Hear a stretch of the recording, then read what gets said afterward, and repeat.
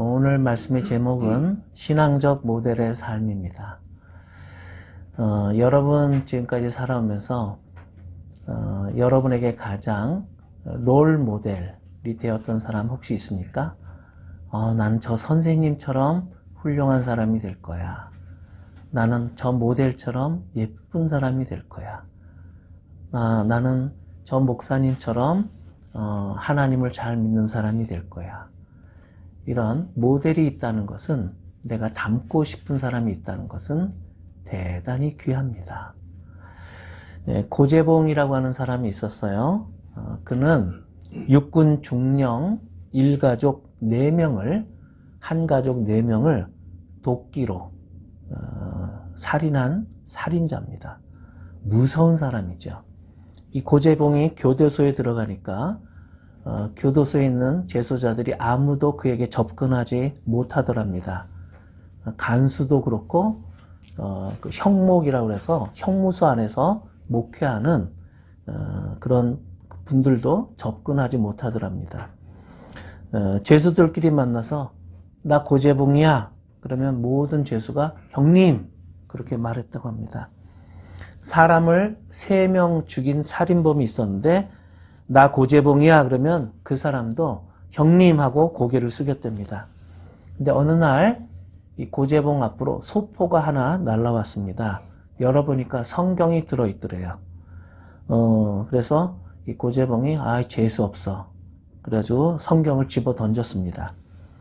그러다가 문득 화장실 갈 때 저거 그냥 쭉쭉 쓰어서 휴지나 써야 되겠다. 그렇게 생각했답니다. 그래가지고 어느 날 성경책을 이렇게 찢어가지고 이제 화장실에 갔는데 볼일 보면서 심심하더래요. 그래서 도대체 이게 뭔가, 화장실에서 찢은 성경책을 읽다가 복음이 들어왔어요. 죄인을 사랑하시는 하나님의 마음이. 그래서 간방 안에 있던 같은 간방 안에 있던 이인수 대령, 이 인수 대령이 보니까 고재봉이 이렇게 얘기하더래요. 대령님, 나 같은 사람도 하나님이 받아줄까요?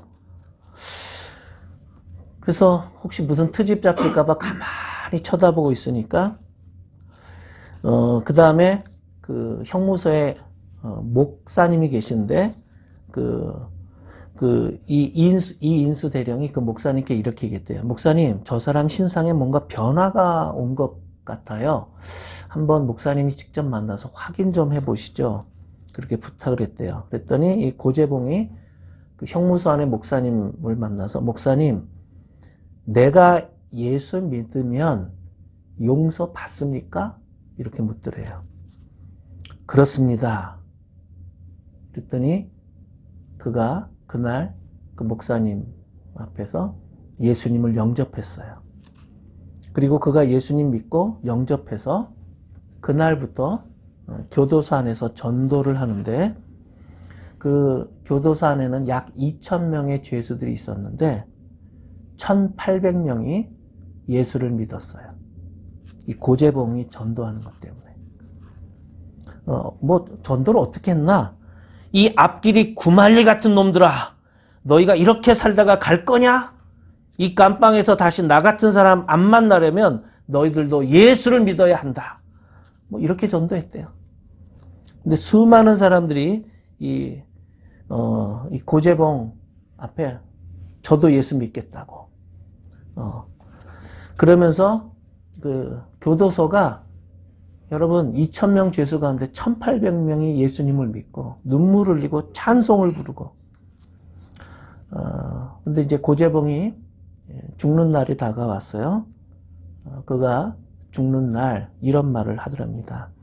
내가 좀 더 일찍 하나님을 알았다면 이렇게 악한 자가 되지 않았을 것을, 나에게 일찍 복음을 전해준 사람이 있었다면 이렇게 죽지는 않았을 텐데.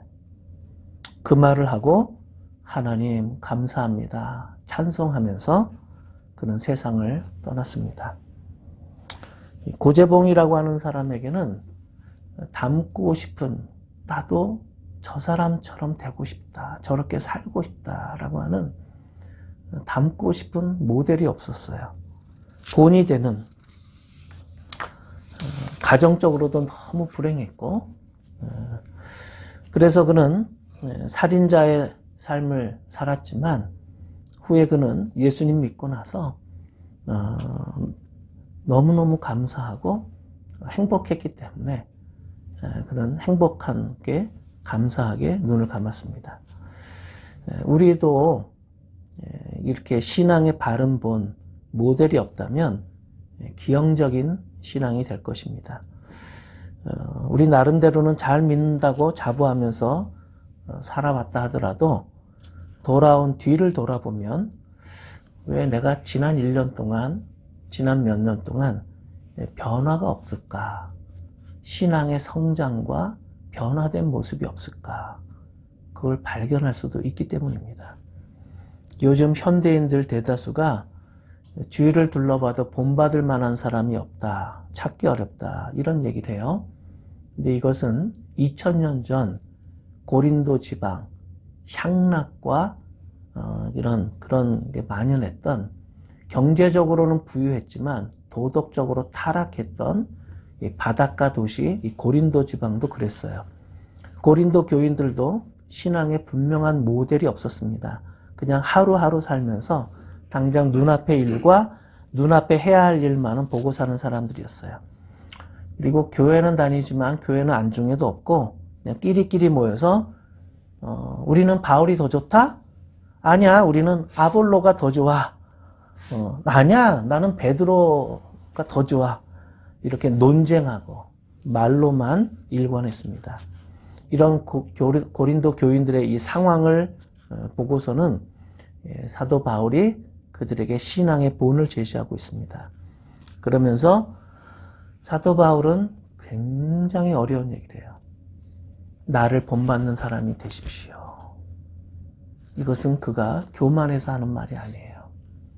나 같은 죄인이 예수님 믿고 지금 얼마나 기쁘고 행복한 삶을 사는지 나 같은 사람이 되십시오. 나를 본받으십시오. 그렇게 얘기해요. 하나님은 오늘 이 사도 바울의 이 간증과 고백을 통해서 바른 신앙의 본이 되라고 말씀하세요. 그러면 신앙의 바른 롤 모델이 되려면 어떻게 살아야 할까요? 세 가지 구체적으로 생각해 봅니다. 첫 번째, 함께 읽읍시다. 시작. 영적인 부모가 되어라. 영적인 부모가 되어야 합니다. 사도 바울이 디모데에게 있어서 육적인 부모는 아니에요. 그러나 그는 여러 사람들을 믿음으로 낳아서 영적인 부모가 되었습니다. 14절 함께 읽을까요? 시작. 내가 이런 말을 쓰는 것은 여러분을 부끄럽게 하려는 것이 아니라 나의 사랑하는 자녀들 같이 훈계하려는 것입니다. 스승은 많은데 부모는 하나뿐이죠. 부모가 된다는 것은 자녀에게 본이 되는 삶을 사는 것입니다. 여러분, 도둑질 하던 사람도요, 자식을 낳으면 이제 도둑질 그만해야 되겠다, 이런 생각을 하는 것입니다. 바울은 영적으로는 디모데를 낳았죠. 디모데에 있어서 바울은 영적인 부모였어요. 15절 함께 읽읍시다. 시작. 그리스도 안에서 여러분에게는 1만 명의 스승이 있을지 몰라도 아버지는 여럿이 있을 수 없습니다. 그리스도 예수 안에서 복음으로 내가 여러분을 낳았습니다. 바울이 이 고린도 교회를 창립했고 고린도에 사는 사람들을 처음으로 예수님 믿게 했으니까 영적인 면으로 보면 아버지이죠. 그래서 고린도인들을 그리스도 안에서 낳았다, born again 하게 했다. 그래서 영적인 아버지다, 그렇게 얘기할 수 있습니다. 자녀는 또 부모의 거울과도 같습니다. 자녀가 부모를 무조건 닮는 건 아니에요. 베토벤 같은 경우에는 아버지가 알코올 중독자였어요. 그런데 베토벤은 아버지를 보면서 그는 자기의 영혼의 방향을 음악을 사랑하는 쪽으로 그렇게 바꾸었어요. 그래서 베토벤은 굉장히 훌륭한 삶을 살았습니다. 하지만 대체로는 부모의 영향을 많이 받을 수밖에 없어요. 하나님이 아브라함을 사랑하시고 복을 주세요. 아브라함의 아버지는 우상을 만들던 우상 제조업자예요. 그러나 아브라함을 선택한 이후에 하나님은 그 아들 이삭도 복을 주세요. 이삭이 아버지로부터 아주 선한 영향력을 받아요. 이삭에게는 또 야곱이라는 아들이 있는데, 야곱은 성격은 좋은 성격이 아니에요. 아주 이기적이고 사기꾼 같은 기질인데, 하나님은 그 아버지 이삭, 그 할아버지 아브라함을 사랑했기 때문에 그 손자, 그 아들 야곱의 삶에도 은혜와 복을 주세요. 그래서 그 야곱이 이름을 바꾸게 되는데, 이름을 이스라엘이라고 바꾸게 되고, 이 이스라엘은 한 국가의 국가명이 됩니다. 그러니까 하나님께서 아브라함, 이삭, 야곱, 그리고 야곱의 12아들들, 이렇게 다 이렇게 복을 주시는 거예요. 세례 요한이 성장하던 시대는 영적으로 암흑기였어요. 사회가 완전히 타락하고 부패한, 썩어빠진 시대였어요. 부정부패, 세금 포탈, 부당한 이득 착취, 권력 남용, 뇌물수수, 아주 혼탁한 사회였어요. 그런데 이렇게 시대가 완전히 썩었지만 세례 요한은 굉장히 숭고하고 고결하게 성장했어요. 시대를 역류하며 살았어요. 그 원인이 무엇이었을까? 그것은 부모가 경건한 신앙의 본을 보여주고 가르쳐 주었기 때문이에요. 그러니까 이 세례 요한의 부모 사가랴, 이 부부는 굉장히 신앙적이고 경건한 사람들이었어요. 그래서 세례 요한이 그 시대를 깨우는 역사의 거목이 된 것입니다. 모세도 그래요. 모세 부모의 그 신앙 교육도 이런 훌륭한 모델을 보여줍니다. 모세는 부모의 적극적인 가치관을 그대로 전수받아서 결국 이집트의 모든 부귀 영화까지도 미련 없이 포기하고 대신 하나님 나라의 영원한 영광을 추구하는 큰 비전을 선택하게 됩니다. 그것은 부모가 그 노예로서 당당하게 밝힐 수 없음에도 불구하고 그 어머니가 그 신앙으로 아들을 키웠기 때문에 그래요. 세례 요한이나 모세가 바른 길을 갈 수 있었던 것은 그 부모님, 특히 어머니의 영향이 컸다고 보아야 합니다. 사도 바울은 자신이 고린도 교인들의 영적인 부모라고 고백을 합니다. 그래서 자식과도 같은 고린도 교인들은 부모인 바울을 본받는 것이 당연한 것입니다. 그래서 고린도 교인들을 향하여 나를 본받는 자 되라, 이렇게 담대하게 가르치는 것입니다. 자, 16절도 한번 볼까요? 16절. 함께 읽읍시다. 시작. 그러므로 나는 여러분에게 권합니다. 여러분은 나를 본받는 사람이 되십시오.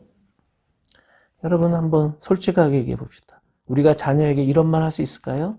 얘야, 이 아빠는 예수님이 너무 좋단다.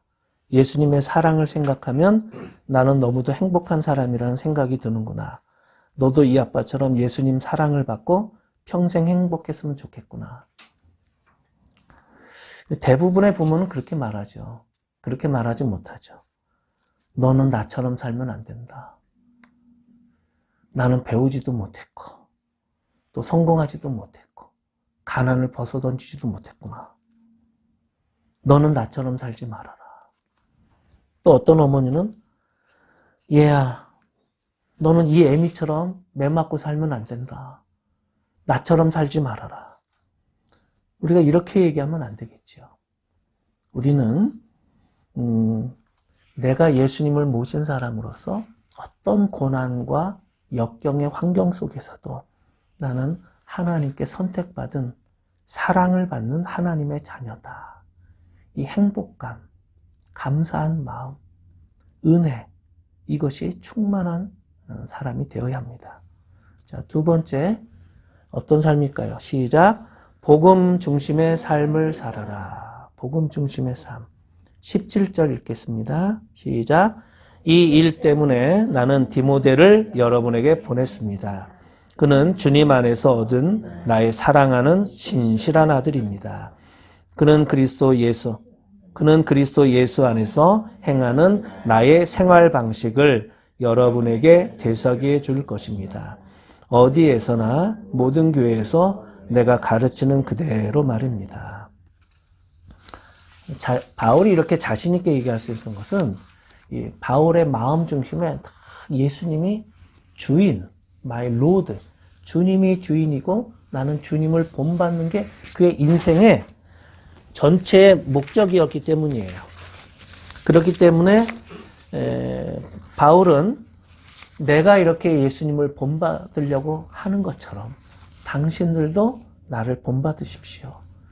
제가 비록 감옥에도 가고 위기, 역경도 처하지만 저는 감옥에서도 정말 행복한 전파자입니다. 그 얘기를 하는 것입니다. 고린도전서 이 지금 4장을 읽고 있는데 11장에 가서도 또 얘기해요. 11장 1절 한번 보여주실래요? 함께 읽읍시다. 시작. 내가 그리스도를 본받는 사람인 것과 같이 여러분은 나를 본받는 사람이 되십시오. 고린도 교인들은 몇몇 사람들을 치켜 세우고 그들을 중심으로 서로 대적하고 싸웠어요. 바울이 이러한 상황을 알아요. 이러한 분쟁하고 갈등하는 상황에서 바울이 정말 제시하고 싶었던 것은 십자가 복음, 우리를 위해서 십자가의 죄수가 되셨던 거룩하신 예수님, 그 예수님을 믿어야만 이 분쟁과 교회 안의 갈등이 해결될 수 있다. 그런 확신이 든 거예요. 그래서 이 복음은 즉 나의 죄를 짊어지시고 십자가에서 죽으신 예수님, 그 예수님이 죄 많은 나를 이해해 주시고 용서해 주시고 사랑하신다. 이게 복음이에요.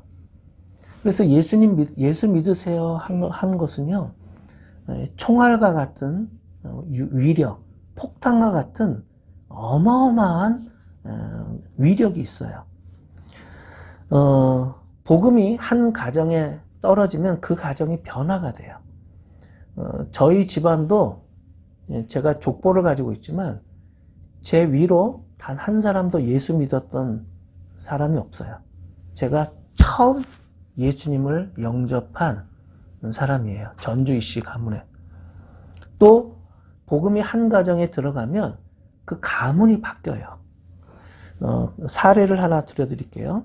연세대 총장을 지냈던 백낙준 교수가 있어요. 한국 교회에서 유명해요.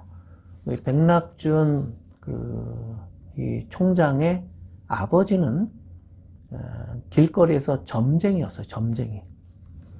제가 어렸을 때 4학년까지는 미아리에서 살았거든요. 미아리는 참 점집들이 많았어요. 길거리에 앉아서 지나가는 사람들 관상을 봐주고 돈을 받는 사람들도 많았어요. 근데 이 백낙준 박사의 아버지가 그랬어요. 어느 날 길을 지나가던 한 교회 집사님이 이 백낙준의 아버지를 보고 딱 한마디 했대요. 여보시오, 그런 짓 하다가 당신도 망하고 자식들도 망할 텐데 그 집 빨리 그만두고 예수나 믿으시오. 그리고 지나갔대요. 그때 그는 눈을 흘기면서 너나 잘 믿어라. 재수없게 왜 떠들고 가? 그렇게 대꾸했대요. 그런데 그날 밤 잠을 자려고 누워있는데 그 집사님이 한마디 던진 말이 계속 귀에서 맴돌더래요. 그런 짓 하다가 당신도 망하고 자식들도 망해. 잠을 자도 그 소리가 들렸더래요. 드디어 그는 자기의 모든 것을 다 청산해버리고 예수님을 믿었는데 자기 아들이 훌륭하게 자라 연세대학교 총장이 되었어요. 지나가면서 던졌던 한마디라도 어떤 사람들의 심령 속에 그 씨앗이 뿌려지면 그의 인생을 바꾸는 위대한 인물을 낳을 수 있다는 거죠. 사도 바울은 확신했어요. 예수님이 나를 바꿨다. 사람을 변화시키는 게 무엇인가? 환경인가? 돈인가? 교육인가? 아니다. 복음이다. 하나님의 사랑이다. 그는 확신했어요. 하나님의 사랑, 예수 그리스도의 피 묻은 복음이 한 사람의 인생을 바꿀 수 있다. 그리고 이 바울의 가슴 속에 이 위력이 타올랐어요. 그래서 내가 로마에 들어가 내 입에서 복음이 나가는 날 저 로마 제국은 무너질 것이다. 그리고 저 로마는 변화될 것이다. 아니나 다를까? 변화가 되었어요. 그래서 이탈리아는 예수님 이 복음을 국교로 인정하는 313년도에 이 복음이 가진 어마어마한 영향력, 죄인을 의인으로 그리고 악하던 사람을 선한 사람으로 바꾸는 위대한 능력이 있어요. 며칠 전에 저희 부부가 싸웠어요. 부부가 왜 싸울까? 그리고 교회는 왜 다툴까? 깊이 생각해 보면 이 복음의 감격을 잃어버렸기 때문입니다. 영적인 문제가 가장 근본적인 문제인 것 같아요. 여러분, 복음의 감격이 무엇입니까? 나 같은 죄인을 하나님이 불쌍히 여겨주셔서 내가 감당해야 될 그 죄의 대가를 나 대신 예수님이 책임지셨어. 이 사실 하나만 생각해도 너무너무 감사하는 것입니다. 다툼은 항상 내 행위가 옳고 당신 행위는 그르다는 태도예요. 영적 교만이 문제입니다. 그러나 이 복음의 감격을 누리며 사는 사람은 다른 사람을 탓할 수가 없어요. 내가 더 큰 죄인인데 누구를 손가락질하겠어요. 우리에게 가장 시급하고 절실한 과제는 바로 이러한 복음의 감격을 회복하는 일입니다. 복음을 가지고 나가면 복음이 가는 곳마다 문제가 해결되고 상처가 치유되고 가정과 사회가 변화되기 때문입니다. 자, 세 번째 함께 읽읍시다. 시작. 열매 맺는 신앙생활을 하라. 19절과 20절 또 읽겠습니다. 시작. 주님께서 허락하시면 내가 속히 여러분에게로 가서 그 교만해진 사람들의 말이 아니라 능력을 알아보겠습니다. 하나님 나라는 말에 있지 아니하고 능력에 있습니다. 네, 바울은 행복한 사람이었어요. 그리고 자신의 신앙과 교훈과 모범을 통해서 신실한 제자 디모데가 탄생되었어요. 그리고 이 바울은 이 디모데를 고린도 교회에 보내면서 이 사람을 보세요. 이렇게 예수님 사랑하고 주님을 닮아가려고 애쓰는 이런 사람이 있습니다. 당신들도 이 디모데를 본받으세요. 라고 해서 디모데를 파송합니다. 하나님의 나라는 말에 있지 않고 능력이 있습니다. 능력이 있다는 것은 하나님이 나 같은 사람을 변화시키셨다라고 하는 하나님의 액션에 포커스를 맞추는 것입니다. 여러분, 바울이 자기 자신에게 포커스를 맞추면 나를 본받으세요 이렇게 말할 수 없어요. 죄인 중에 괴수와도 같던 내가 이렇게 달라지지 않았습니까? 그는 예수님의 능력, 성령의 능력 때문입니다. 그래서 저는 이제 삶이, 생활이 완전히 바뀌었습니다. 제 삶을 보세요. 기쁨이 있고, 감사가 있고, 전도가 있고, 또 절제가 있고, 충성을 하고, 사람들을 행복하게 만드는 행복 전도사가 되었잖아요. 생활의 열매, 영혼의 열매가 있는 것을 보여주면서 이렇게 증거하는 거예요. 근데 예수님도 이런 말씀을 하셨어요. 마태복음 7장 17절 함께 읽읍시다. 시작. 이와 같이 좋은 나무는 좋은 열매를 맺고 나쁜 나무는 나쁜 열매를 맺는다. 좋은 나무가 나쁜 열매를 맺을 수 없고 나쁜 나무가 좋은 열매를 맺을 수 없다. 좋은 열매를 맺지 않는 나무는 찍어서 불 속에 던진다. 그러므로 너희는 그 열매를 보고 그 사람들을 알아야 한다. 이 고린도 교회 교인들은 자기 자신이 스탠다드, 표준인 줄 알았어요. 자신의 신앙이 된 줄로 알았어요. 자신의 신앙이 선 줄로 착각했어요. 그래서 남을 정죄하고 편을 갈라서 서로 내 편 파벌해서 서로 대립하게 된 것입니다. 아무도 신앙의 열매는 신경을 쓰지 않았고 오직 말로 서로 편을 가르고 자기의 세력을 과시하는 정도의 교인들이었어요. 이 하나님의 나라는 말에 있지 않다는 말을 우리는 명심해야 합니다. 다시 요약합니다. 하나님은 우리에게 신앙의 본, 신앙의 모델이 되라고 말씀하세요. 첫 번째는 영적인 부모가 되라. 자식이 부모를 닮듯이 우리 모두가 영적인 부모라는 의식을 갖고 신앙생활을 해야 된다 하는 가르침이에요. 두 번째, 복음 중심의 삶을 살아야 한다. 복음의 열정을 가진 성도가 되어야 한다는 거예요. 복음을 위해 자신의 생명까지도 헌신할 수 있는 사람. 십자가에 달리신 예수님이 나를 위해서, 나를 사랑해서 나에게 영원한 생명을 주시기 위해서 그렇게 예수님은 사셨다. 이걸 기억해야 되는 거예요. 끝으로 세 번째, 열매 맺는 신앙생활을 해야 된다. 신앙생활은 말보다는 삶의 열매를 맺고자 하는 자세가 필요하다는 거예요. 그리고 바울은 그 열매인 디모데를 보여주고 있어요. 말뿐인 신앙이 되지 말고 열매 맺는 능력 있는 성도가 되어야 한다. 하나님은 우리에게 이렇게 말씀하세요. 기도하겠습니다. 하나님 고맙습니다. 고린도 교회 성도들을 보면서 우리 자신의 신앙을 돌아보고 살피게 해주시니 감사합니다.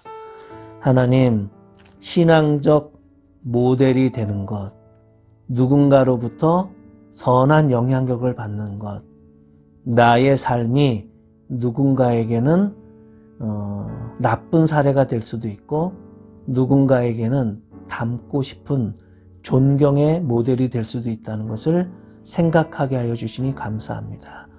하나님, 우리들에게도 부모님이 계시고 또한 자식들이 있습니다. 이제 모든 사람 앞에 영적인 부모가 되어 살라고 하시니 감사합니다. 또한 복음 중심의 삶을 살아가도록 성령님께서 이끌어 주시옵소서. 또한 성령의 열매를 맺는 열매 맺는 신앙인이 되도록 이끌어 주시옵소서. 예수님의 이름으로 감사하며 기도드립니다. 아멘.